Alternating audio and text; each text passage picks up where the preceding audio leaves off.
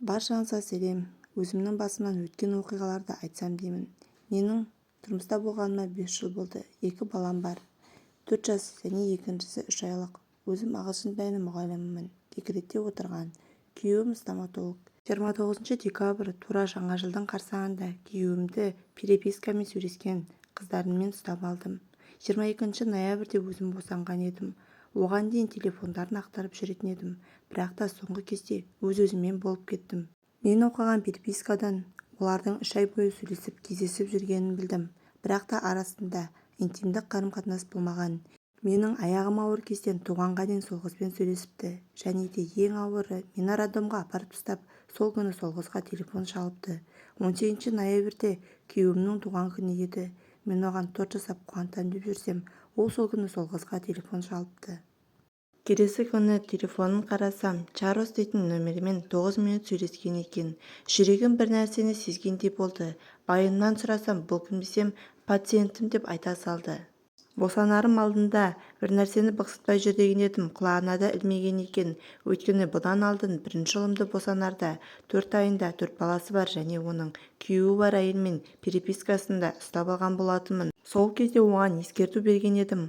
Осы күндері измена жасаған қызы менің инстаграмымды көріп отырады екен. Мен өзімді бақытты отбасымын деп суреттерімді салып жүрсем, күйеуі екеуі менің үстімнен күліп жүр екен. Ол қыз салонда жұмыс жасайды, ажырасқан, бір баласы бар. Ол қыздың номерін өзіме сақтап алып жазған болатынмын. Араларында жақын қарым-қатынас болмағанын айтты.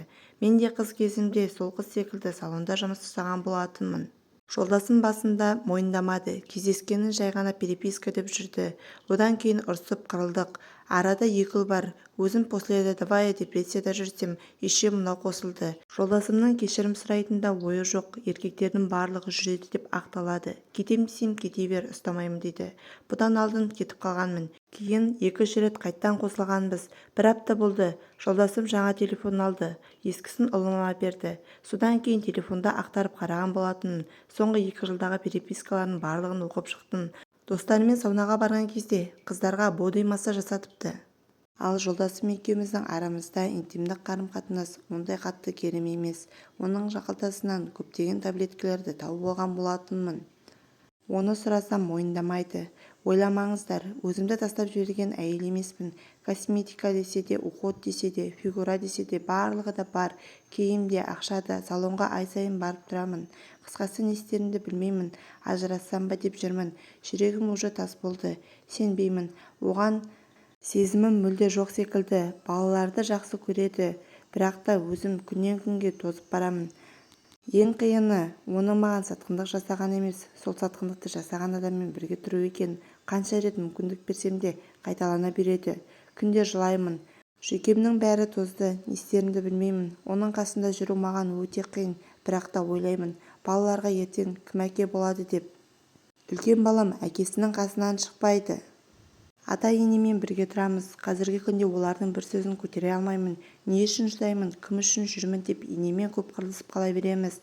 Атамда кезінде жүргіш болған, басқа әйелден қызы бар.